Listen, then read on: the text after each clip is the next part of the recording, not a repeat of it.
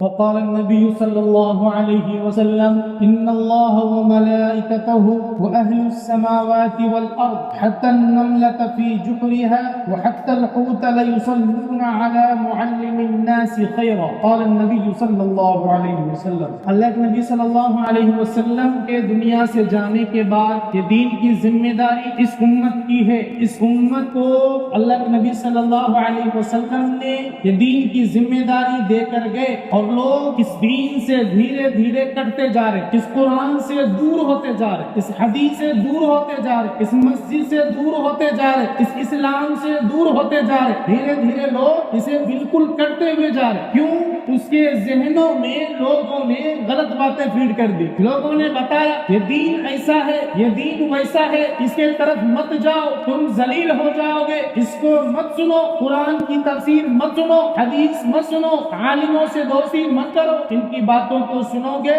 تو دنیا سے بھول جاؤ گے, اپنے بیوی بچوں کو چھوڑنا پڑے گا اور یہ تمہیں باہر دین کے راستے میں لے کر جائیں. لوگوں نے سیدھا ذہن بنا لیا, اسی لیے وہ اس طرف نہیں آتے, دین کی طرف نہیں آتے. میں اسی پہ آپ کو ایک واقعہ سناتا ہوں. ایک بادشاہ اپنے بیٹے کا شادی کیا. شادی کرنے کے لیے گاؤں میں باتیں پھیلائی کہ میرے شہزادے کا شادی کے لیے کوئی لڑکی دیکھو. آلریڈی ایک شادی ہو چکی تھی. پہلی بیوی جو اس کی تھی اس کو بڑا غصہ آیا اور اس کو جلن بھی ہوا. اور یہ عام چیزیں, عام طور پر یہ فطری چیزیں ہیں. جب سوتن آتی ہے تو پہلی بیوی کو تکلیف ہوتی ہے کہ میرا شوہر دوسرا شادی کر لے رہا یا کر لیا, تو اس کو تکلیف ہوتی ہے, یہ ظاہر سی بات. تو جب دوسری شادی کے لیے بادشاہ نے اپنے بیٹے شہزادے کے لیے پرستاؤ رکھا, باتیں رکھی سب کے سامنے, تو پہلی بیوی نے کیا کیا کہ اس بادشاہ کے محل میں ایک کام کرنے والی ایک بوڑھی عورت تھی. اس بوڑھی عورت کو پہلی بیوی نے کہا کہ میں تمہیں مال دوں گی, پیسے دوں گی,